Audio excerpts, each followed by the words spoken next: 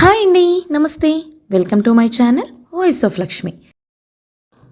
ప్రముఖ సీనియర్ రచయిత్రి మాదిరెడ్డి సులోచన గారు రచించిన అంతము చూసిన అసూయ అనే నవలను ధారావాహికంగా వింటున్నాం కదండి. ఇక 4వ భాగాన్ని మొదలు పెడదామా? రవీంద్ర ఉద్యోగానికై తీవ్రంగా ప్రయత్నం చేయసాగాడు. ఈ రోజుల్లో డిగ్రీలకి విలువెక్కడ? రికమెండేషన్ లేనిదే ఏ పని కాదు. రికమెండేషన్ను సంపాదించటం రవీంద్రకు కష్టం కాదు. తండ్రిని అడగటం అతనికి ఎంతమాత్రం ఇష్టం లేదు. వారం రోజులు గడిచాయి. దంపతులిద్దరూ వీలైనంత వరకు అందరినీ తప్పించుకుని తిరుగుతున్నారు.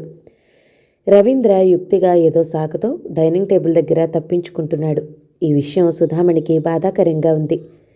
తన 2 కళ్ళల్లో ఏ కంటికి బాధ కలిగినా చూడలేదు. రంగనాథం ఆదివారం భోజనం ముగించి భార్య కూతురితో సరదాగా కబుర్లు చెప్తూ కూర్చున్నాడు. శాంత బయటకు వెళ్ళిన భర్త కోసం ఎదురు చూస్తూ కూర్చుంది. రవి, శేఖర్ వచ్చాడు. ఏమిట్రా హడావిడి? సినిమాకేనా? కాదు మావయ్య, వాణ్ణి విరగతన్నాలి. ఎందుకు శేఖర్, ఏదైనా మాట తప్పాడా? సుధామణి అడిగింది. వాడికి బుద్ధుందా? శాంత ప్రోగ్రాం రేడియోలో ఉందని ఒక్క మాట చెప్పాడా? వాడింట్లో లేడు. ప్రోగ్రాం ఏమిటి? శాంతదా? ఎక్కడా? అర్థం కాక శాంత వంక చూసింది సుధామణి. శాంత గుండెలు అతి వేగంగా కొట్టుకుంటున్నాయి. జరగాల్సిన రాద్ధాంతం జరుగుతుంది.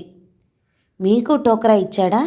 నిన్న శాంతది లైట్ మ్యూజిక్ ప్రోగ్రాం రేడియోలో ఉంది. శాంత రవీంద్ర అనగానే నాకు అనుమానం వచ్చింది. వెంటనే ఫోన్ చేసి అడ్రస్ కనుక్కుంటే నా ఊహే నిజమైంది అన్నాడు ఉత్సాహంగా. అనిత ముఖం మలినమైంది. చూసావా కుమారుని నిర్వాకం? మనతో ఒక్క మాట చెప్తే సంతోషించమా? రంగనాథం అన్నాడు. సంతోషించారులేండి.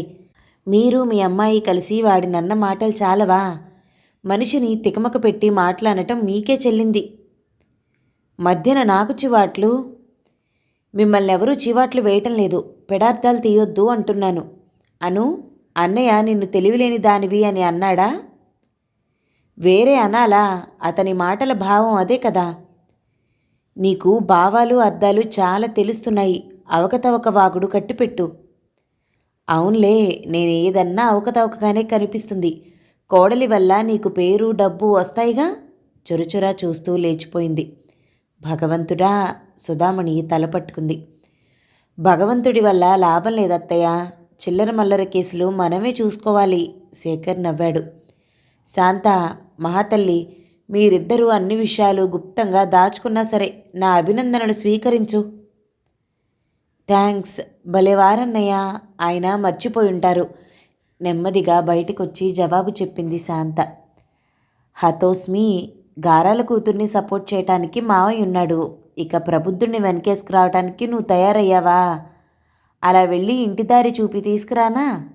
ఇంతలో రవీంద్ర వచ్చేశాడు. నవ్వుతూ శేఖర్ అతని భుజంపై చేయి వేశాడు.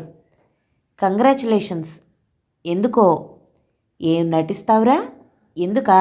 పాట పాడిన శాంత చివర్న రవీంద్ర అని తగిలించినందుకు. ఓ థ్యాంక్స్. ఇద్దరిలో ఒకరైనా సంపాదించుకోవాలిగా. ఏమిట్రా అంత గంభీరత?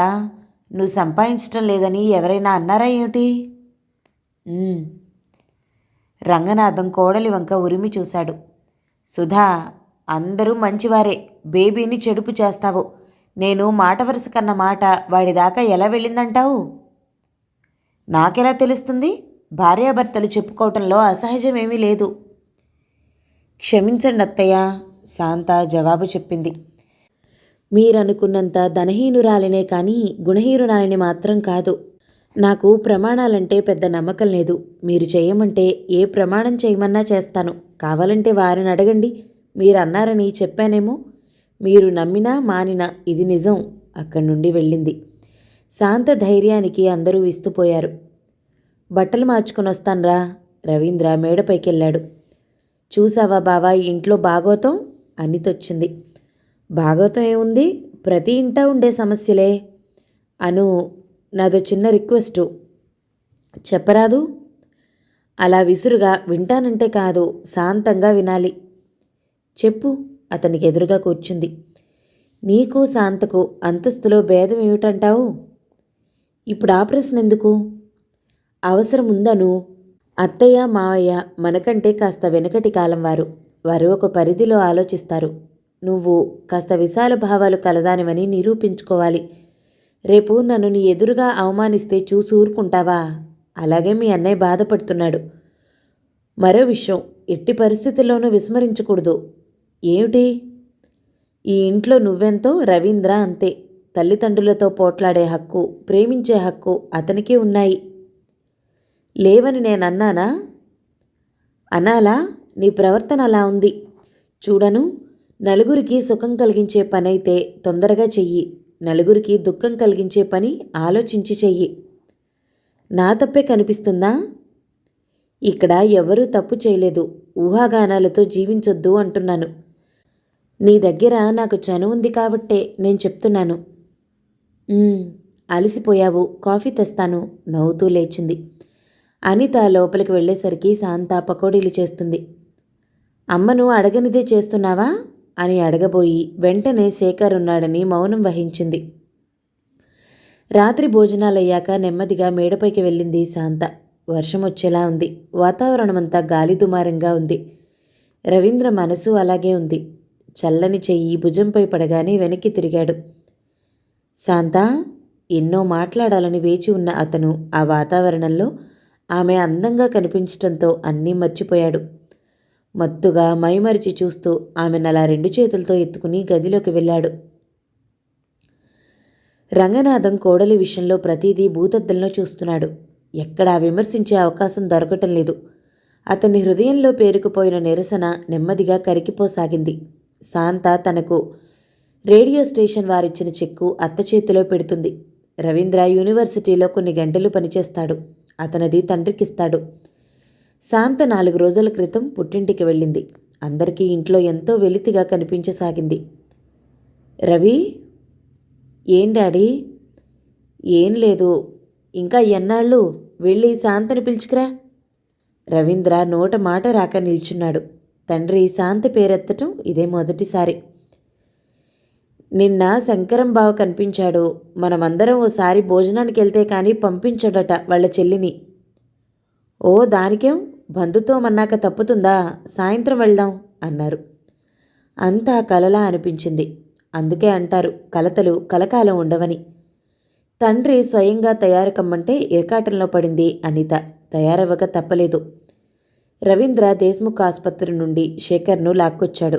వాకిట్లో అందర్నీ చూసి స్థాణువులా నిలబడిపోయింది శాంత. ఏమోయ్, ఇంట్లోకి రానిస్తావా? శేఖర్ నవ్వుతూ అడిగాడు. ఆనంద బాష్పాలు అణుచుకుంటూ వంగి అత్తామామల పాదాలు స్పృశించింది. ఏమమ్మా, 4 రోజులకే అలా చిక్కిపోయావు?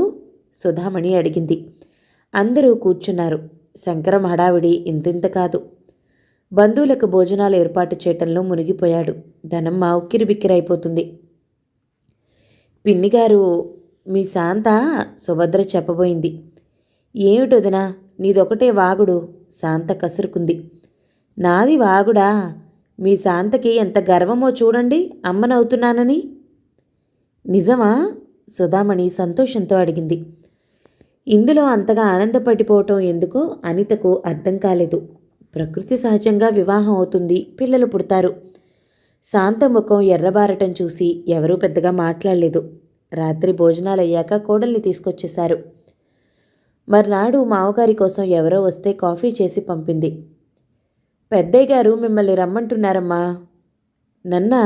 అపనమ్మకంగా అడిగింది. అవును. తడబడే అడుగులతో గుమ్మంలో నిల్చుండిపోయింది. గాజుల చప్పుడు వినిపించింది కాబోలు. రాశాంతా? మావగారి మాటలు అపనమ్మకంగా తోచాయి. లోపలికి వెళ్ళి అక్కడ కూర్చున్న నడివయసు ఆసామికి నమస్కరించింది. కూర్చోమ్మా. మా కోడలు శాస్త్రి గారు. ఇతను మాకు తెలిసిన సంగీత విద్వాంసుడు. ఇతని వీణ రేడియోలో వినే ఉంటావు. ప్రస్తుతం మద్రాసులో ఉంటున్నారు. చాలా సంతోషం అండి. నీ పాట రేడియోలో విన్నాను. మంచి గాత్రం. ఏదో గాలిపాటలు మొహమాట పడుతూ అంది. ఈ కాలంలో కావాల్సింది అవేనమ్మా. శాస్త్రీయ సంగీతం అంతగా ఎవరూ మెచ్చుకోరు. అతని మాట పూర్తి కాకపోవడమే అనితొచ్చింది. తండ్రిని వదినను మార్చి మార్చి చూసింది.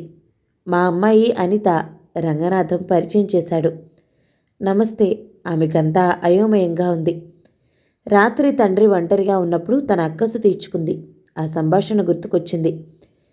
సంగీతపరురాలు కోడలొస్తే మీకెవరూ కనిపించారు కదూ? బేబీ, అంతే డాడీ, నేనెవ్వరికీ అక్కర్లేదు. బేబీ, ఆమె తల హృదయానికి హత్తుకున్నాడు. నీకంటే నాకెవ్వరూ ఎక్కువ కాదమ్మా, నువ్వు ఈ ఇంటి మహాలక్ష్మివి అన్నాడు. అదే సమయాన శాంత తన సంతోషం భర్తతో పంచుకుంటుంది. మావగారు ఇంత మంచిగా పిలుస్తారని అనుకోలేదండి. అదంతా నీ వల్లే శాంత. అతను భార్యను దగ్గరగా తీసుకున్నాడు. నాకు తెలుసు, ఒకరోజు నువ్వందరినీ మార్చేస్తావు గర్వంగా అన్నాడు. చాలు బాబు, ఇంకేదైనా మాట్లాడండి.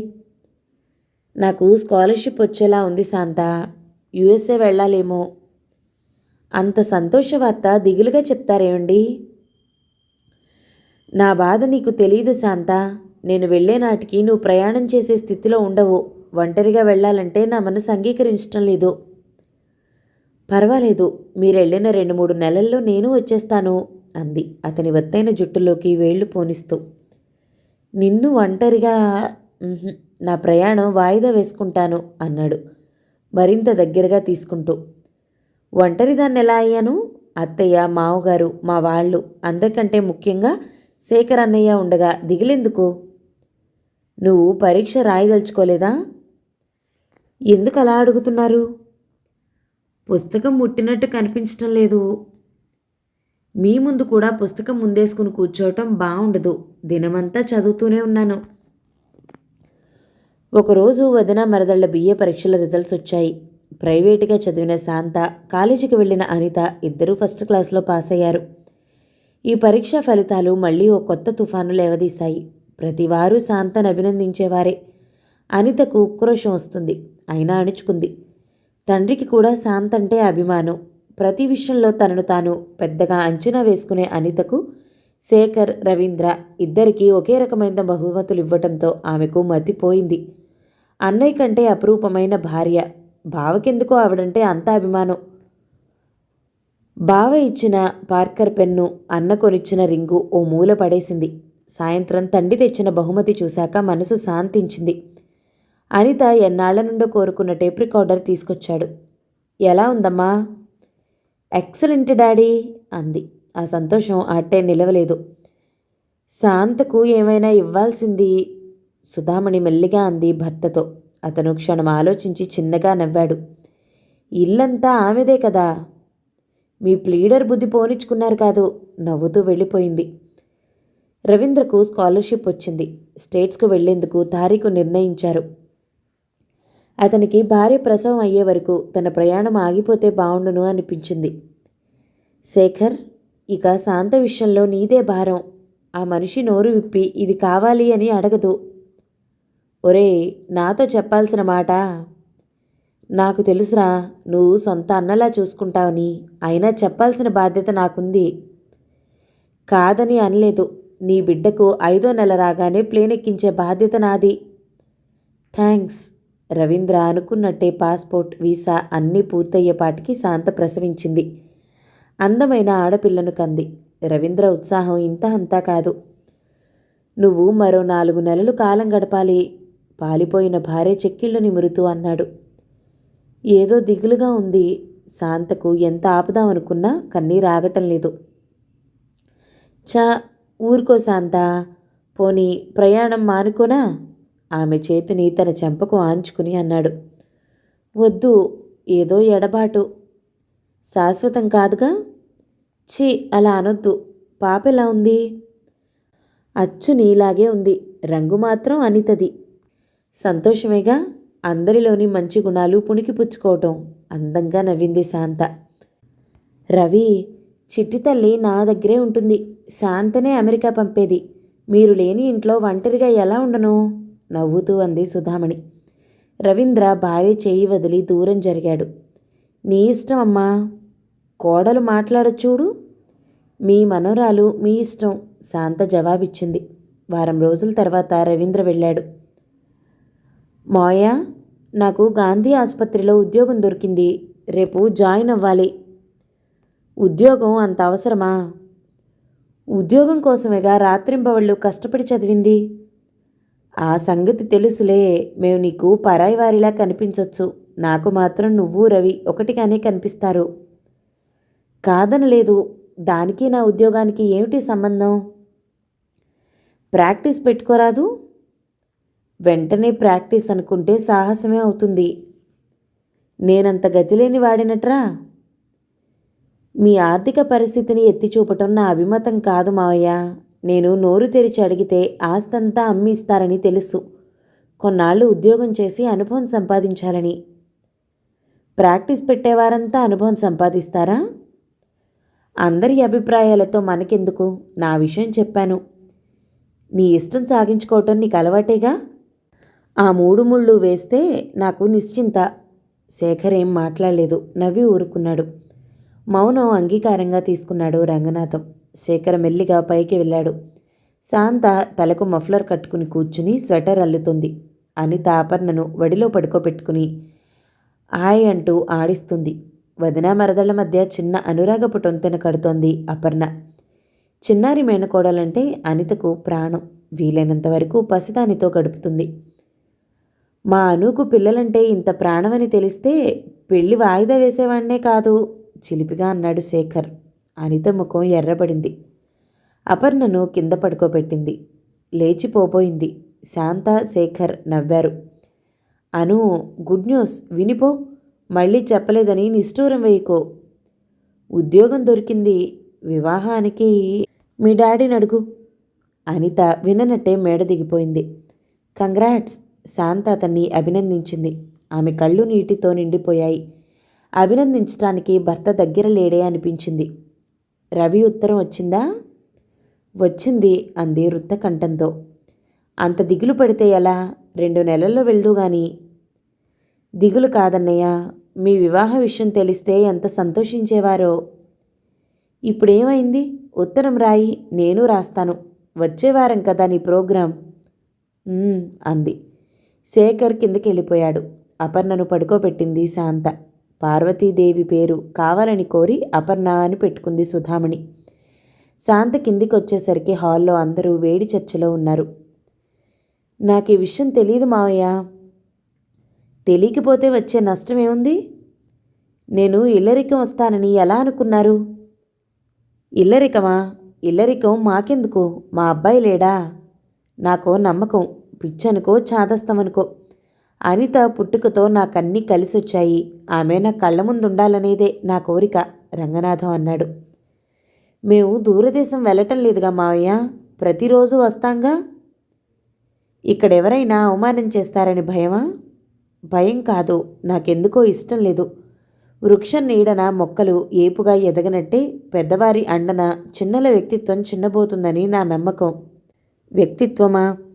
అదేమిట్రా, అదందరికీ లభించదురా. ఎందుకు? కటుగా వినిపించింది శేఖర్ కంఠం. ఆశయాలకు ఆశలకు డబ్బు కావాలరా. అంటే బీదవారికి ఆశయాలుండకూడదనే సిద్ధాంతం ఉందా? బీదవారికి వ్యక్తిత్వం ఉండదా? ఆవేశం పనికిరాదురా అబ్బాయి. మీ కుర్రకారికి ప్రపంచ జ్ఞానం కొరవడింది. అది నా దగ్గర దొరుకుతుందని ఒకరోజు అన్నమాట మర్చిపోయారా? అది హాస్యానికి అన్నమాట. ఇప్పుడు నిజం చెప్తున్నారన్నమాట.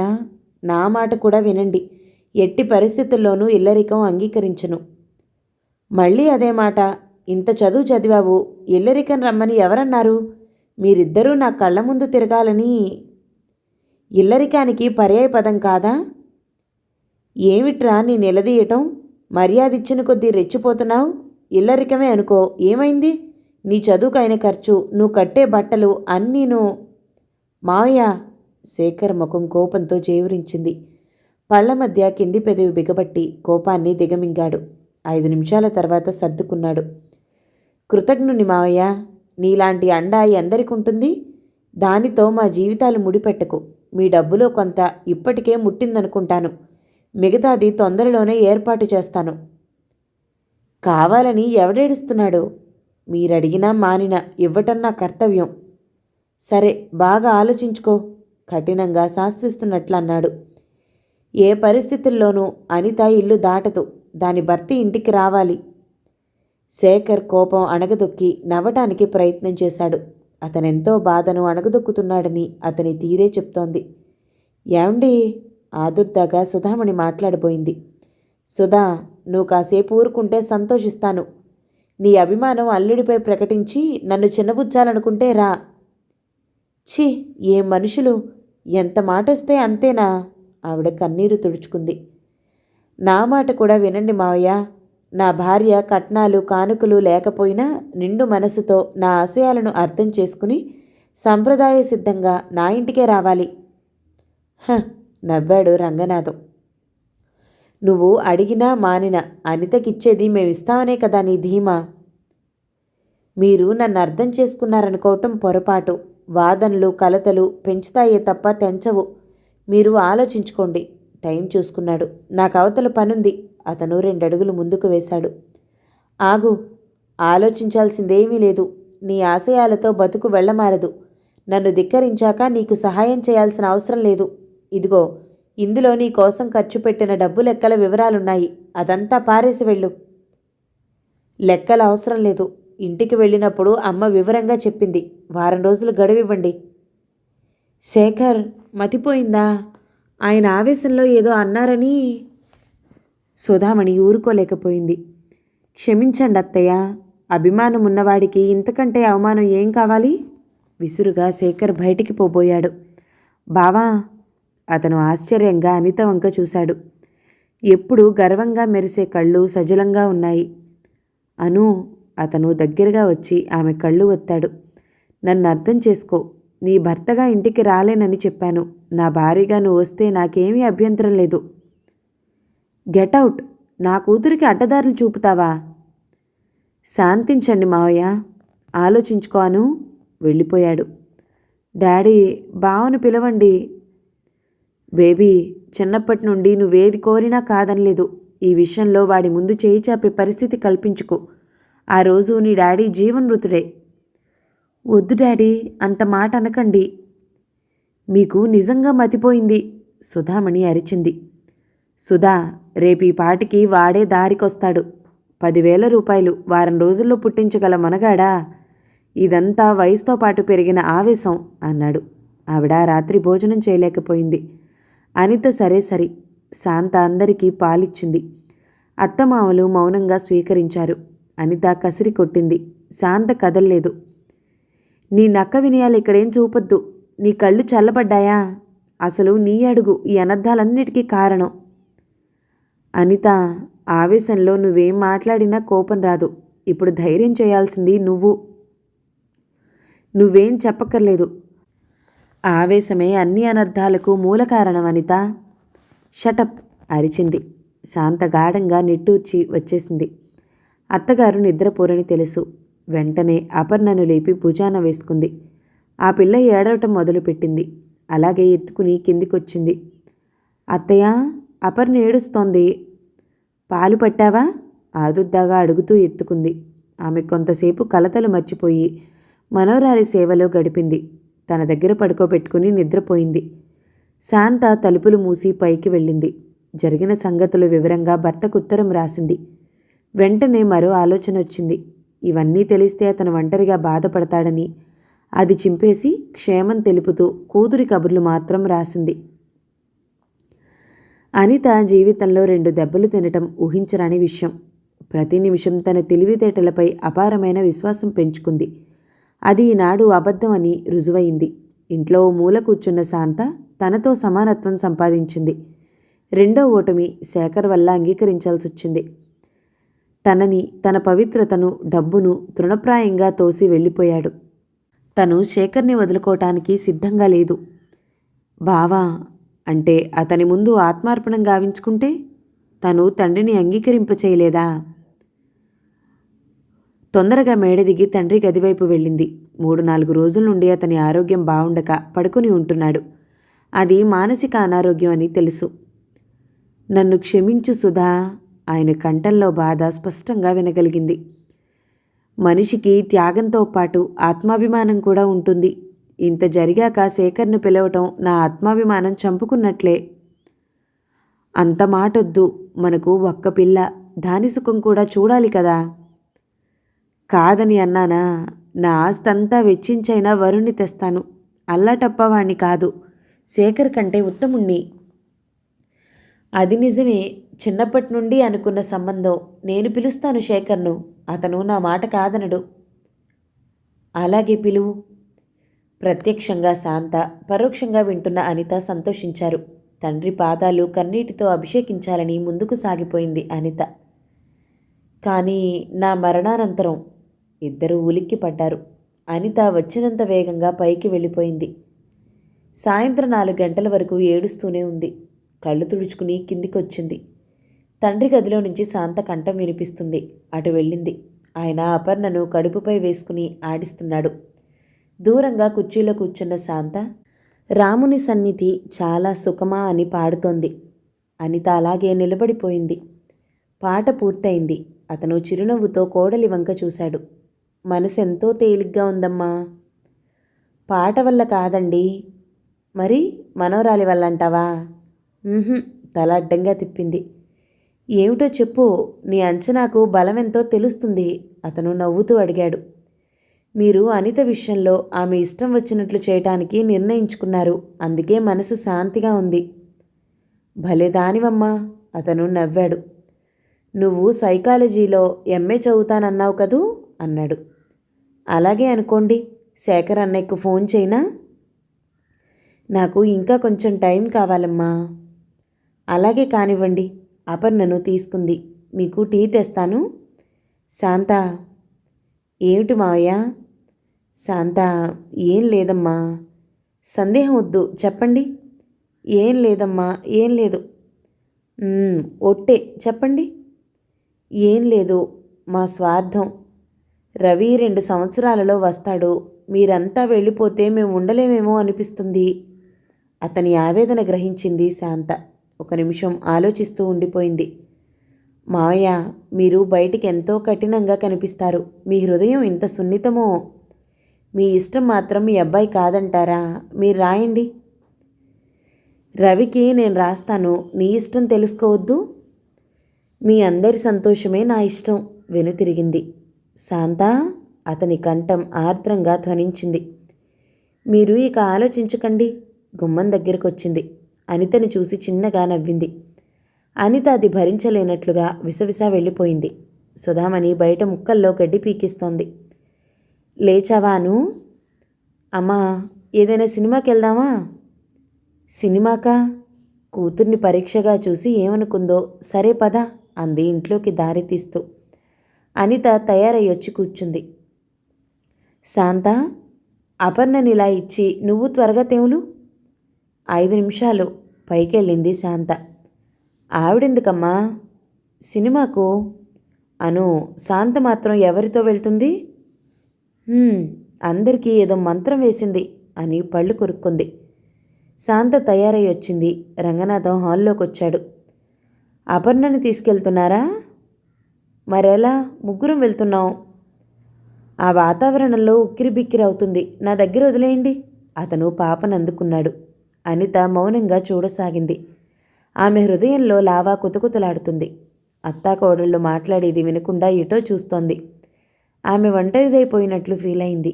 తను స్థానభ్రష్టం చెందినట్లు, ఆ స్థానం శాంత ఆక్రమించుకున్నట్లు ఫీల్ అయింది. ఏ ప్రత్యేకత లేని ఓ అనామకురాలు అందరినీ కొల్లగొడుతోంది. ఏ విషయంలో అనిత కంటే శాంతకు పోలిక? అనిత పోల్చి పోల్చి చూసుకుంది. రూపంలో పోల్చడానికి అవకాశం లేదు. అందంతో అందరినీ మత్తెక్కించే రూపం అనితది. అతి సామాన్యమైన రూపం శాంతది. మొదటి క్లాస్ నుండి BA వరకు క్రమం తప్పక పాస్ అయింది అనిత. వానాకాలం చదువు శాంతది. పుట్టిన దగ్గర నుండి పట్టుబట్టలు కట్టి పెరిగింది అనిత. పాత చీరల పీలికలు, ఓణీలు వేసింది శాంత. అయినా నేడు శాంత తనను మించిన చనువు సంపాదించిందా ఇంట. ఇది కేవలం ఆమె నటనా చాతుర్యం అన్న విషయం నిర్ణయించుకుంది. అసూయ ద్వేషాలు రగులుకునేటప్పుడు ఒకే కోణం నుండి ఆలోచిస్తారు. అనిత అదే స్థితిలో ఉంది. ప్రతి విషయానికి శాంతనే కేంద్ర బిందువును చేసి ఆలోచిస్తుంది. దిగవేమిటమ్మా? తల్లి హెచ్చరించగానే దిగింది అనిత. మర్నాడు శాంత రేడియో స్టేషన్ నుండి వస్తూనే అత్త దగ్గరికి వెళ్ళింది. అనిత అక్కడే కూర్చుని మేనకోడలికి సాక్స్ అల్లుతుంది.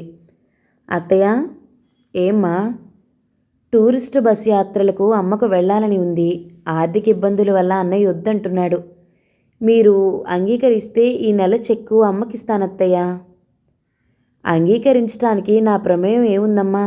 నీ సంపాదన నీ ఇష్టం. మీరలా అంటే అస్సలు ఇవ్వను. సరే అలాగే, ఆ డబ్బుకు మరో 25 చేర్చి ఇవ్వు. అది సరే కానీ మీ అమ్మ ఆడపిల్ల డబ్బు తింటుందా? అక్కడే ఉన్న అనిత అడిగింది. శాంత ముఖం నల్లబట్టం చూసి కసిగా నవ్వుకుంది. అను మాటలకేం, వెళ్ళమ్మా. శాంత భారంగా కదిలిపోయింది. ఏమిటమ్మా అను, అలా అడగొచ్చా? నేనున్నానని ఊరుకుంది. లేకపోతే నా సంపాదన నా ఇష్టం అంటే మర్యాద ఉంటుందా? మనుషుల్ని చులకనగా చూడటం మానేయాలి. నాకేం చెప్పొద్దు. మర్యాదట మర్యాద, అంతా నటన. తను విశాల హృదయురాలన్నట్లు. ఆ ముష్టి చెక్కు తెచ్చిస్తే మీరు మురిసిపోతారు. నీకు పరిస్థితులే పాఠం నేర్పాలి. ఓ నిట్టూర్పు వదిలింది సుధామణి. 4వ భాగం సమాప్తం. మిగతా నవలని తర్వాతి భాగంలో విందామండి. నవల కనుక మీకు నచ్చినట్లయితే లైక్ చేయండి, షేర్ చేయండి, మంచి కామెంట్ చేయండి. మన ఛానల్ని తప్పకుండా సబ్స్క్రైబ్ చేయండి. Thank you so much for watching. నమస్తే.